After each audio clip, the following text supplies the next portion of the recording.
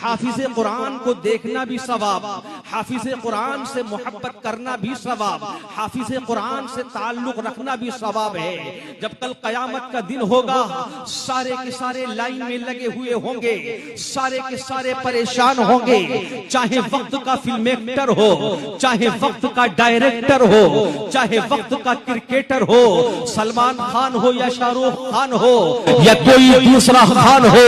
कोई भी हो, वक्त का नेता हो या मंत्री हो, विधायक हो या एमएलए हो या सांसद हो, कोई भी हो, प्रॉपर्टी वाला हो, दौलत वाला हो या शोहरत वाला हो, कोई भी हो, सारे के सारे लाइन में लगे हुए होंगे, सारे के सारे परेशान होंगे, सारे के सारे यूं कह रहे होंगे या रब्बी नफ्सी नफ्सी। ऐसे वक्त में ये चार बच्चे जो हाफिज़े कुरान बने हैं, हम इन चार की मिसाल पेश कर रहे हैं। आपके मदरसे से, दारुल उलूम हुसैनिया से ये चार बच्चे जो हाफिज़े कुरान बने हैं, इनको बुलाया जाएगा और उनसे कहा जाएगा कि बेटे अली पढ़ो, इक़रा, कुरान को पढ़ते जाओ, कुरान को पढ़ते जाओ,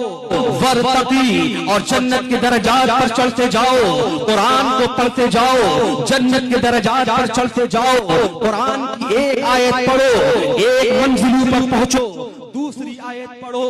दूसरी मंजिलों पर पहुंचो, हर आयत पर तुम्हें एक दर्जा मिलेगा, हर आयत पर तुम्हें एक फ्लोर मिलेगा, हर आयत पर तुम्हें एक मंजिल मिलेगी। कुरान को पढ़ता जा,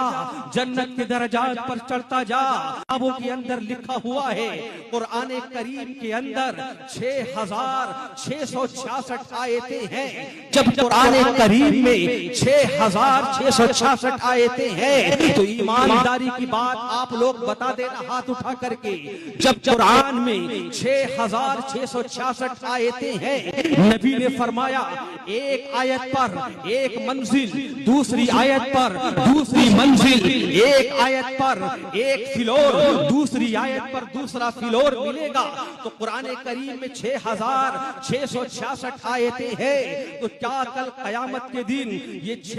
चारों बच्चे जन्नत की 6666 मंजिलों के ऊपर,